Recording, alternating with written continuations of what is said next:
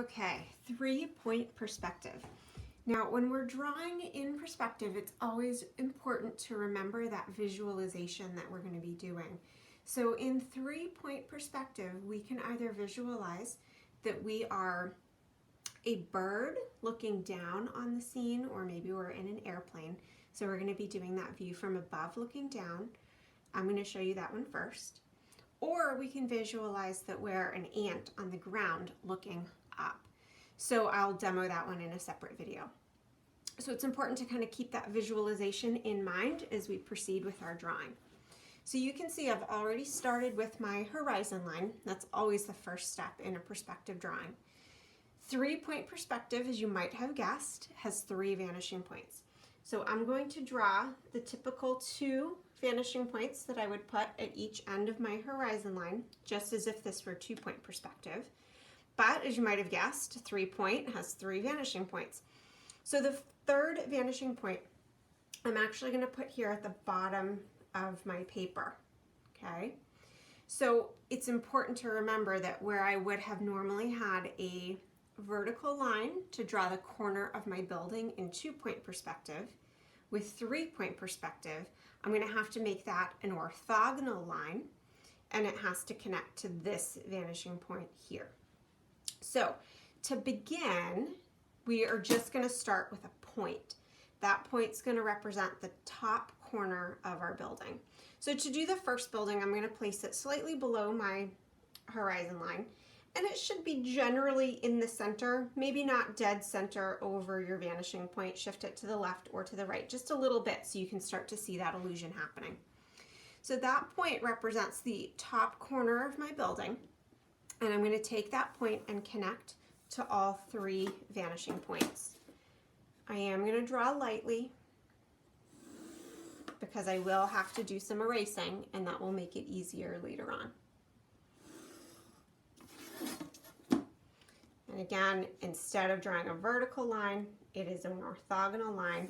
It connects to this vanishing point at the bottom, okay? From here, now I'm going to decide how tall I want my building to be. I can place another point.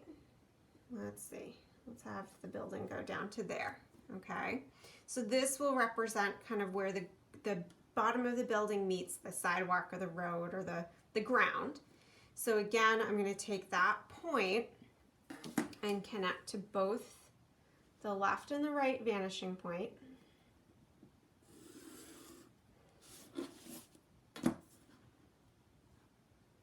Again, drawing my orthogonal lines lightly. Okay? Now, instead of doing the line up and slide down, I don't want the sides of my building to actually be perfectly parallel. Those left and right sides of the building need to be orthogonal lines. So I'm going to use my third vanishing point, and I'm going to connect those lines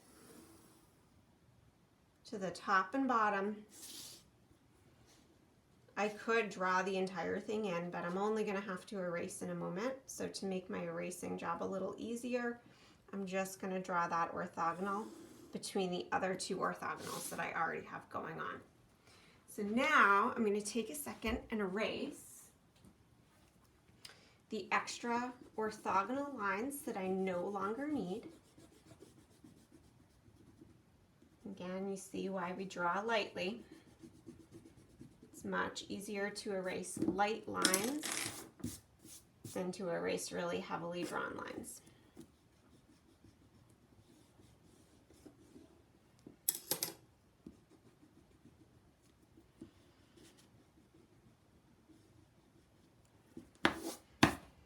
And I can even erase this little part of that orthogonal that goes to my third vanishing point. Okay, because this building is below my horizon line, I am going to see just a little sliver of the very top of the building. So I'm going to do the same thing I would do in 2-point perspective, connect opposite corners to opposite vanishing points, and where they intersect is the back corner of my building, and then I can erase. Okay. So you're starting to get that idea of depth, not only going back, but also going down. The top of the building is closer to me because I'm flying in the sky, so it's going to appear larger. The bottom of the building is much further away from me, from my vantage point in the sky, so you see how that gets smaller as well. So we're creating depth both out towards this each vanishing point on the horizon line, and down towards this new vanishing point. So that's really the big difference with 2 and 3 point perspective. Let's go ahead and figure out kind of where the sidewalk and road would be, and that will help us lay out another building. So I'm just going to use the corner of my building to make a little dot for like the width of the sidewalk. I'm going to connect both of those, that point, to both of the vanishing points on the horizon line. I could draw to show the width of the sidewalk if I wanted to. Maybe I'll make the sidewalk little. So you got to remember scale here.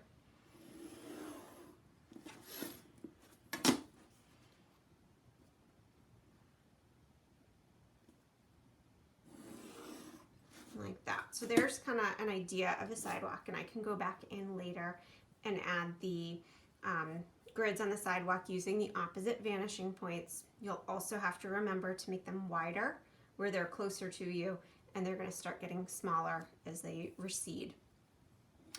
This area could be the street, so I can figure that out later, but I just want to show you one additional building before we end the tutorial. So again, buildings are going to start with just a single point, okay?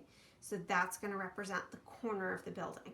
I started at the top corner of the building last time. You could definitely start at the bottom corner of the building as well. It doesn't really matter. So it might be easier to do the second building to start at the bottom corner. That will give you a little bit more control over how spaced apart the buildings are. Maybe there's a little walkway or an alleyway between the buildings. Same idea. I'm going to start with that bottom corner, connecting it to the third vanishing point. I'm going to draw a vertical line going up. Maybe this building is a little bit shorter. Okay. The top of that is going to connect to both vanishing points. And I'm not going to draw the whole thing. Remember, that will just save you from erasing later. So I'm just going to stop this line when it hits my first building. I'm going to connect the bottom to both vanishing points.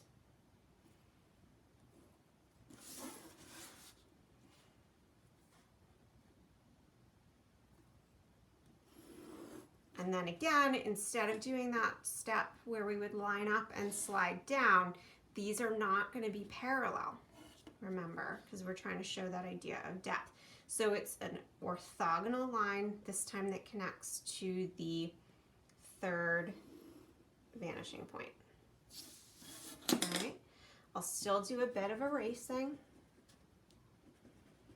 and I don't have to really worry about that left side because the view of that left side of the building is obscured from my first building.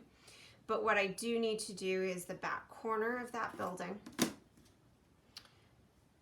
So connect here to here. Okay, so now that's going off into the distance. To add a grid pattern for bricks or windows and doors, it's very similar, except you're replacing a vertical line with an orthogonal line this time that connects to that third vanishing point. One other thing to keep in mind is the spacing, right? Any grid, if I was going to stripe this building with just like a brick pattern, this corner is going to be the largest. As it moves this way, they're going to get more narrow. So this square would be longer and skinnier. they're going to get smaller as they go down this way. So we can't, like in 2-point, we had just marked out every inch or so and done that, and they were consistent on the height. This time it's going to be a little different because the ones at the top are larger because that's closer to us. The ones at the bottom are going to get progressively smaller and smaller. So you can just kind of eyeball that just like we do on the grid for the sidewalks. Or if you want to be really precise about it, I'll show you how to create the actual kind of illusion of depth. So to do that, it's easier if you kind of work in halves and then in halves again. So if I was going to divide this into, let's say, 4 lines, right? So I want 4 stripes or 3 stripes because it'll have 4 sections. I'm going to find the optical center of this. So I can't just measure and find the middle, right? Because the top half is going to look larger than the bottom half. So what I'm going to do very lightly, I'm going to connect corner to corner on the diagonal.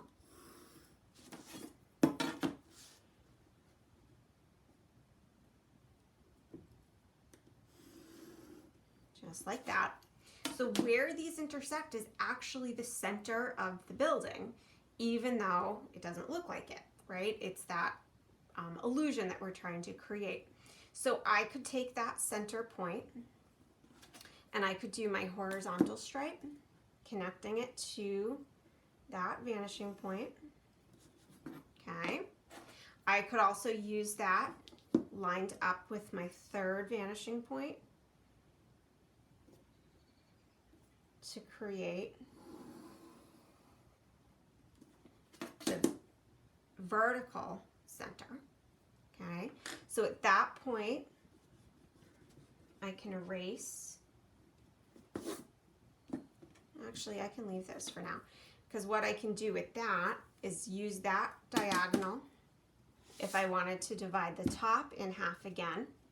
Just remember, I'm going to show 4 sections here. And I'm going to connect corner to corner again. Okay, so that corner or that intersection is going to be used to divide this in half. Connecting to the vanishing point like that. I can use this one to do the same thing. So I've got that diagonal and we connect corner to corner here. This is going to connect there, giving me my 3rd orthogonal, like that. Okay, now if I wanted to divide this further in 4ths, I could use that intersection and this intersection to draw additional orthogonal lines like that, and then like this, and then I can erase all of those diagonal lines that I used. If I wanted to keep them as like an embellishment kind of effect, I could do that. Sometimes you see skyscrapers with lots of diagonal lines. Maybe that's like a, steel girder over plates of glass or something like that. Okay, you're the architect, you can decide how it looks. But remember, if I were going to divide this further, I just want to keep using those visual centers because I can't just eyeball it. I mean, I could, it's not going to be as precise. What is closer to us looks much larger than what's further away. So you can see, I was saying, this is the box that's closest to us and it's much larger than this one. Even though in actuality, these are the same size, that optical illusion, because this is closer, makes it appear significantly larger. So you can see how you can just continue to build your buildings using that same strategy to add doors or windows. It's the same idea. You're using what would normally be a horizontal line becomes an orthogonal connected to either the left or the right vanishing point. Instead of using verticals, we would use orthogonals that connect to the 3rd vanishing point. Okay, so this would be an idea of how you create a picture with 3-point perspective from the vantage point of you are up above in a plane or flying through the city like Superman, looking down at what you see below you.